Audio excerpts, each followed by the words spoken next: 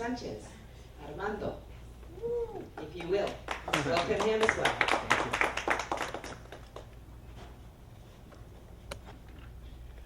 Thank you very much for, Mina, thank you for having me here, and all of you. Let me begin by asking you a few questions. Why are you here?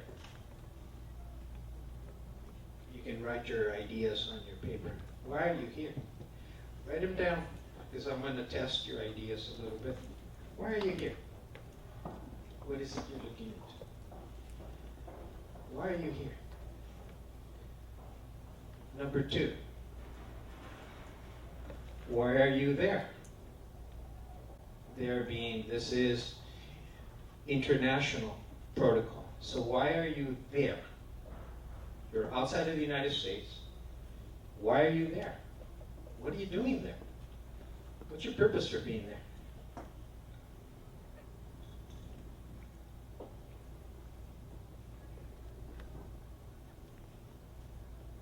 What are you there to accomplish? Same question, I'm just sort of mixing it around. Where are you there? Where did you go? Why did you take all the trouble of going? Improving your business travel etiquette. There are 2 kinds of travels, for your own personal self and for business. I only talk about business today. Business. So I asked the question, why are you there? You're there to do business. Okay, let me ask you a new question. What kind of business? You want to answer? Now this is very critical. And this is the main discussion why we're here today.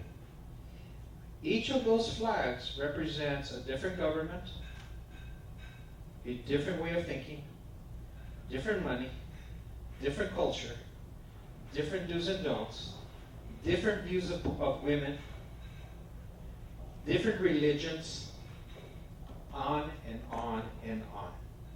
Each one of those. And some are missing. And if the more you go to those, the more complicated the game becomes.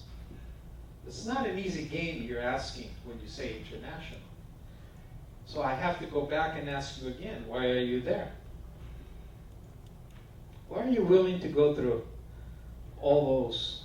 Because you will have to jump around. Even if you go to one of them, this one, you're going to have to meet people from these areas also there. So they bring their country with them. And you're in the middle of theirs. Very quick stats.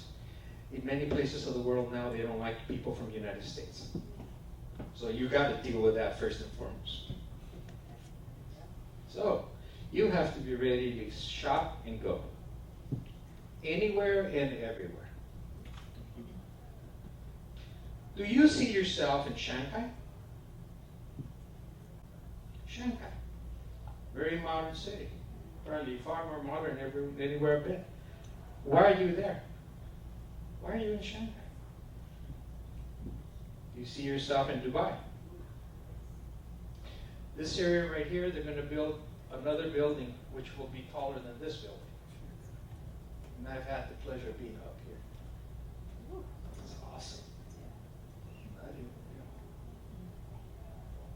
Do you see yourself in? Now you do know that this is a tomb to his second wife, Taj Mahal. It's a tomb. We're going to go all the way in and see a tomb. Give me a break. You know? A tomb. Anyway. Do you see yourself in Argentina? You're a dancer. I forgot that, man. You're a dancer. You're a really great dancer. You see yourself there? Why are you there? Why are you going to these places? How many of you know why you're there? Raise your hand. Good. Okay. Well, Mina, being a runner for many, many years, having been influenced, this is what I see. Okay? A lot of business is done usually in 2 places. It's normally done in offices, or it's done over the dining area. I believe most of the business is done around food. Okay? So the protocol of being able to know how to handle yourself is probably, to me, 80%. So don't do this, guys.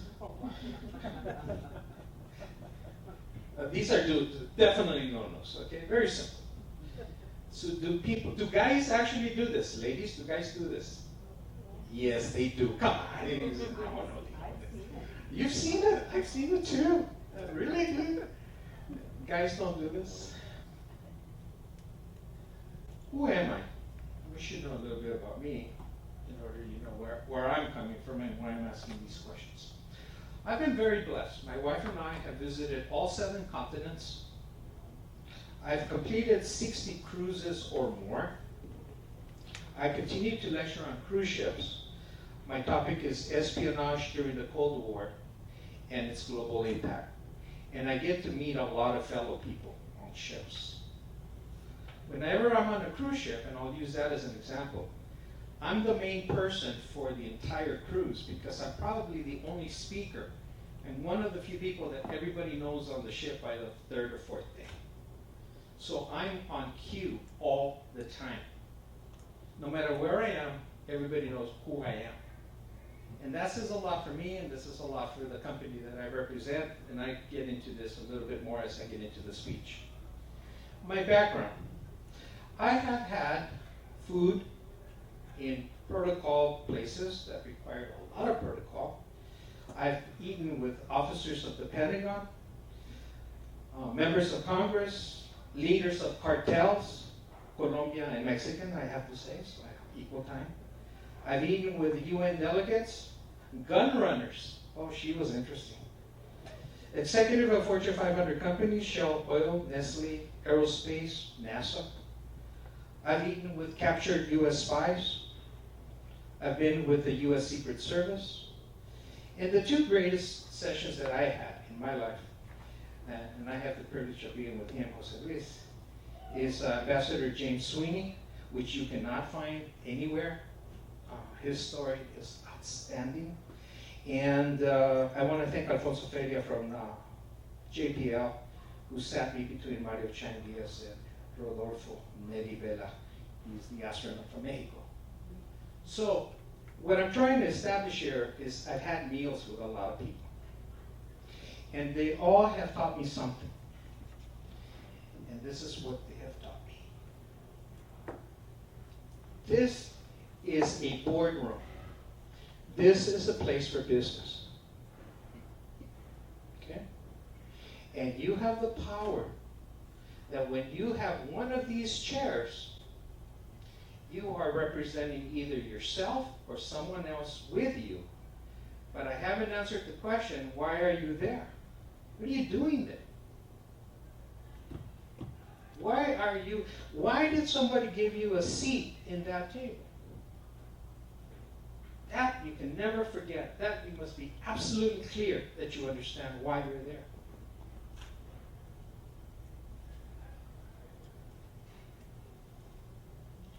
Now, Mina is fantastic. She's helped me to maneuver through this obstacle course. Okay. 7% low. Is that my computer? Oh, that's the lap. So, Mina, in this particular excellent program, we sit down and we look at this and it says, oh my God, what do I do? Remember, this is not an eating table. This is a negotiating table. You're doing business over this area. And you have the power to influence that if you knock down your water, you're going to disturb everyone on the table on this side. It's just dropping water. You're going to throw everybody off. And whatever you do that you do wrong, you throw the conversation off. So I ask you again, why are you there? You have to know what is proper. And then you don't pick up things, you don't reach over, you don't do this, you don't do that. This is an obstacle course. So, this is the way I see this picture. This is Mina's version. She didn't give it to me, but this is the way she presents it. And here's the way I see it. It's full of sharks. If you make a mistake, you're going to get eaten. let me go back a little, one more picture here, and I need you to spend a few seconds here, and I hope you can see it everywhere. There are 7 questions here. I want you to pick the question that you feel the best prepared, that if that topic comes up, you will be 100% prepared to really give a good answer to it. Is paying $1 million for a camel too much? Are you ready to answer that? Do you think, what did you think of the India and Pakistan cricket rivalry? Has women's rights gone too far? Is capitalism a successful economic doctrine or just some radical, godless religion? Should marijuana be legalized worldwide? Should Japan continue its whale hunting? And what is Brexit? Any of those that really you think, okay, I've got the one that I can really powerhouse here. I can really show them that I really know what the hell I'm thinking. All right, so we're back here. That's the way I see a dinner table. Every time I eat, breakfast, lunch, or dinner, if I'm having one person in front of me who has any potential of doing anything that has to do with my business, to me, it's an area of precaution. I am not on social time. This is the other one that I use in my mind. This is a landmine. This is in the Golden Heights. Okay? This is a landmine. When I'm walking around the ship, or it could be anywhere, I could be in Nepal when I'm in the hotel, and I know what I'm there for, and I'm seeing people from afar, I'm thinking every step. I'm walking around in a landmine area. I could turn around and do the wrong thing and blow everything away, even if I don't know who I'm dealing with, because I may find that person on the other side of the table that afternoon. That happened to me. I was in the middle of a negotiation. They were negotiating Afghanistan and China. We had been around each other for 2 days. I managed to make him laugh on the last day. It broke up everything else and everything went well. But it was difficult. This is another person you must remember every time you are in a business meeting. Okay? Sigmund Freud. You are being analyzed. It was mentioned about your style of dress. Let me take it to the next level. You're being psychoanalyzed. You're being watched, and we're trying to figure out what you're thinking. We're trying to find your weakness. We're trying to find your vulnerability. We're trying to find out where we can stumble you. We're trying to figure out where we can take advantage of you. It's called business. And you're doing the same thing to someone else. Everyone in that room is psychoanalyzing everyone. Sure, by your dress, by the way you hold things, by, do you move to your left, do you move your right, did you say thank you or not? Whatever you're doing, you're being psychoanalyzed. Remember that. How many times you pull on your hair, you're giving signals away. You're being analyzed, 100%, especially if you're in a high-level meeting. So, remember, this is what I see when you're in the dining table. Mina shows us this brilliant stuff. I don't fall for that. To me, it's a landmine. So you're being psychoanalyzed. Are you intellectual? Are you investigatory, scientific? Are you someone that is agreeable? Are you manageable? What kind of person are you? You're being analyzed. And and everyone at that table will make up their own minds, and they will compare and contrast notes. So, first thing they want to find out is, can you handle frustration? How viable do you? Do you easily bend in, or can you handle it? These conversations, the conversation pieces. How many of you found one question in here that you think you can really deal with? Raise your hand. Great, you're a disaster. Because you have no idea who you're talking to, what they think, what they believe. You know nothing about them. You don't make a stand on an issue that you don't know how they stand on the issue. So I tricked you. So I may ask you the question. It says, what do you think of the India and Pakistan cricket rivalry? My response was, what's cricket? I didn't answer the question. I wasn't going to fall for it. You know, I don't know if he's Indian or Pakistani. I don't have an idea. So I don't go in. I don't bite. So questions are not always questions. They're trying to lead you. You're being psychoanalyzed. So you're not an expert in anything. You ask questions. You don't say statements. You don't know who they are. So I sort of leaded you into it. You didn't ask, are you an expert talking? No, you classified yourself. You said, I know the answer. You did it on your own. Yeah, it's very common that people do that. Oh, I know a lot about that. No, I don't know anything about anything. I don't know who you are. I'm going to give you a piece of my mind. I know the answer to that question. No, we don't. That's not the place to convince anybody. I ask again the question, why are you there? Are you there to convince them how much you know about cricket, Brexit, whales? Why are you there? Who wants to answer the question? Not yet. Okay, we'll get there. That's the other one they're looking for in you. Are you someone that can easily be made angry and upset? Most people can. It doesn't take much. Somebody looks at you the wrong way. What the hell are you looking at? When people look at me a real thing, I said, man, they must be admiring me. Because that's the only attitude I want to keep carrying in my mind. Because you're being psychoanalyzed. That's what you don't want to do. Remember that one? Because that one's easy to do. Stick your foot in your mouth. It doesn't take much to do it. So you have to be extremely careful what you say, how you say it, what you say it, your tone of voice, and you have to be very prepared to apologize a lot. I'm sorry if I offended you.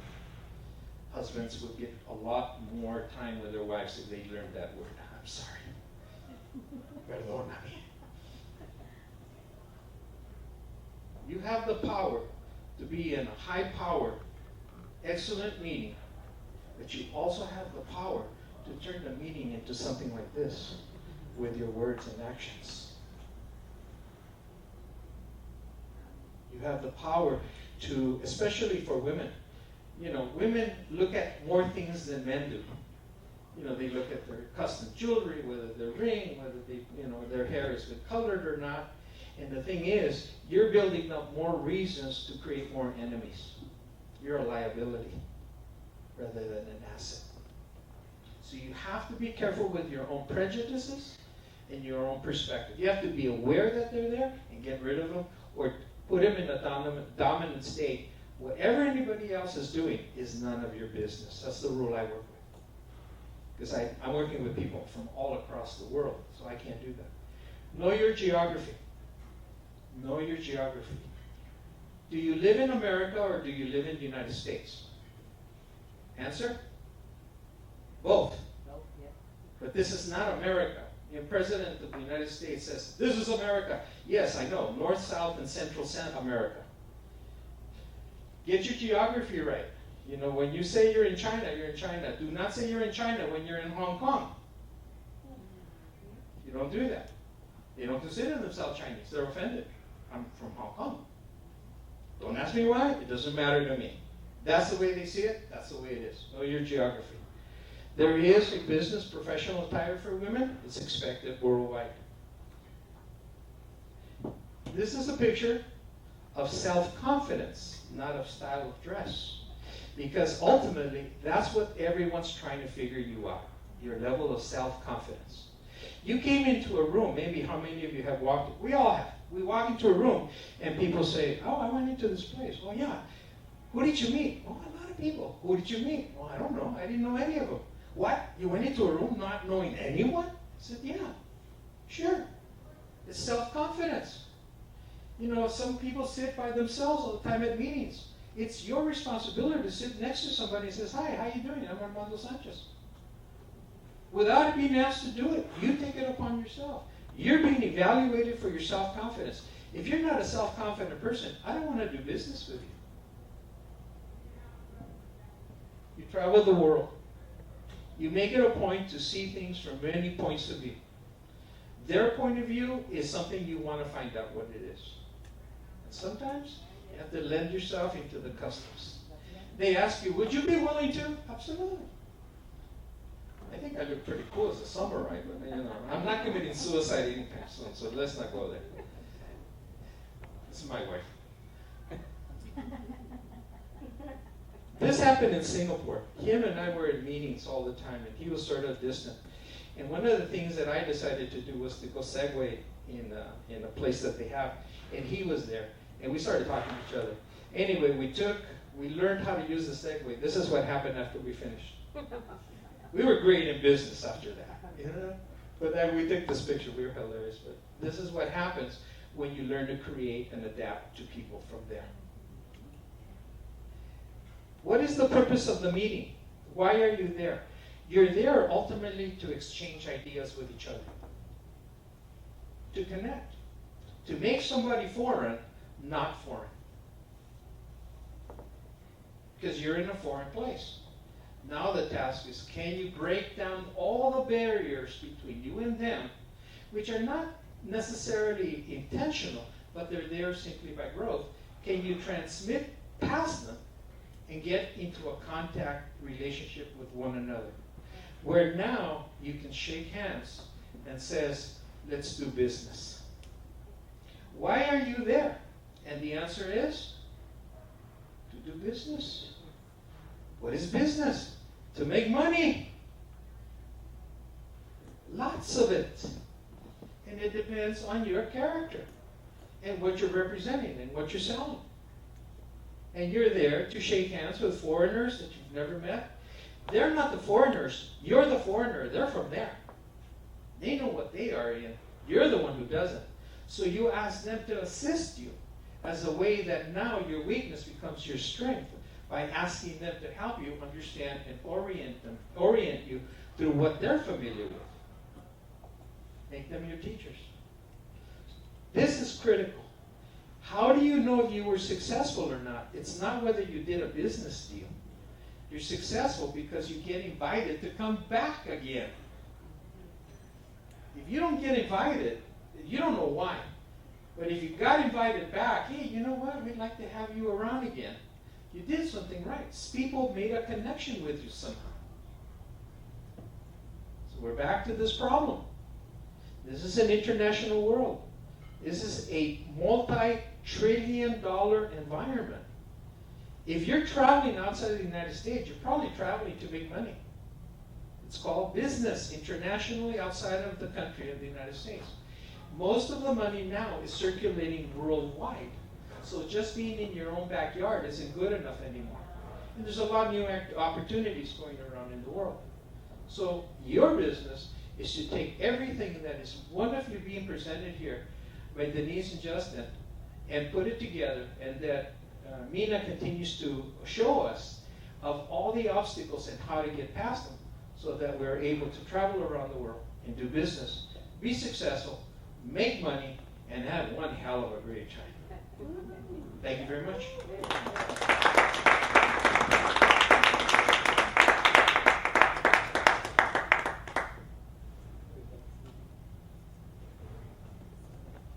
Why are you there?